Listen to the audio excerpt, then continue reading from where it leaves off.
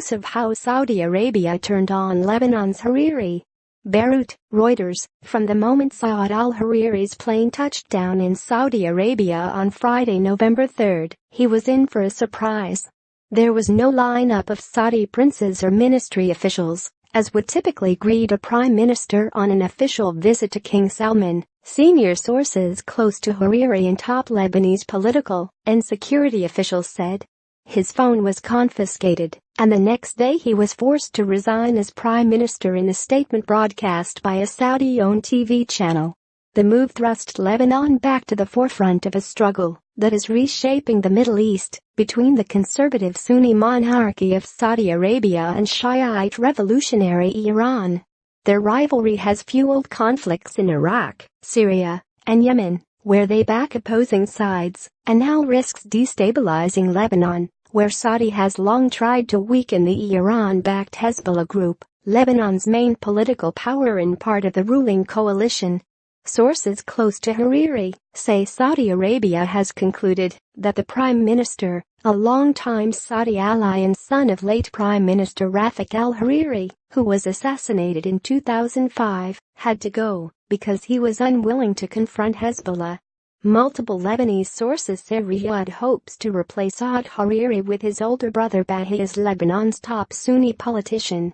Bahi is believed to be in Saudi Arabia, and members of the Hariri family have been asked to travel there to pledge allegiance to him, but have refused, the sources say. When Hariri's plane landed in Riyadh, he got the message immediately that something was wrong, a Hariri source told Reuters. There was no one was waiting for him.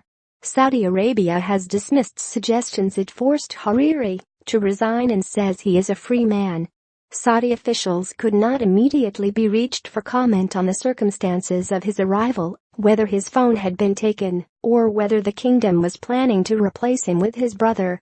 Hariri has given no public remarks since he resigned, and no indication of when he might return to Lebanon. No respect. Hariri was summoned to the kingdom to meet Saudi King Salman in a phone call on Thursday night, November 2. Before departing, he told his officials they would resume their discussions on Monday.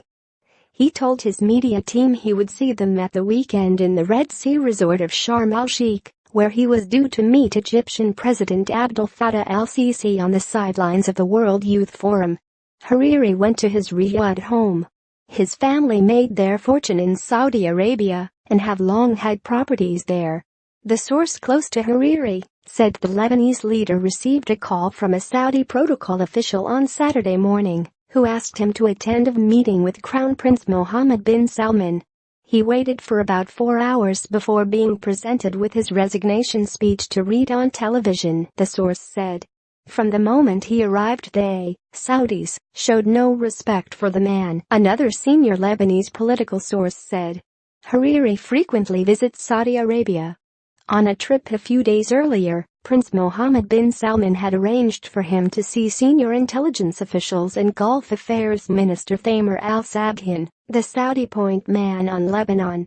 Hariri came back from that trip to Beirut pleased and relaxed, sources in his entourage said. He posted a selfie with Sabhin, both of them smiling. He told aides he had heard encouraging statements from the Crown Prince, including a promise to revive a Saudi aid package for the Lebanese army. The Hariri sources say Hariri believed he had convinced Saudi officials of the need to maintain an entente with Hezbollah for the sake of Lebanon's stability. Hezbollah has a heavily armed fighting force, in addition to seats in parliament and government.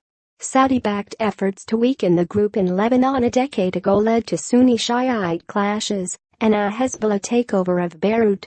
What happened in those meetings, I believe, is that Hariri revealed his position on how to deal with Hezbollah in Lebanon, that confrontation would destabilize the country.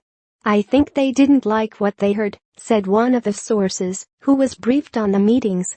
The source said Hariri told Sabhin not to hold us responsible for something that is beyond my control or that of Lebanon.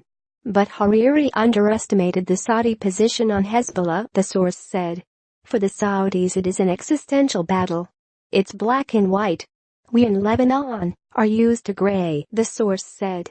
Sabhin could not immediately be reached for comment. Hariri's resignation speech shocked his team. Lebanese President Michel Aoun, a Hezbollah ally, told ambassadors to Lebanon that Saudi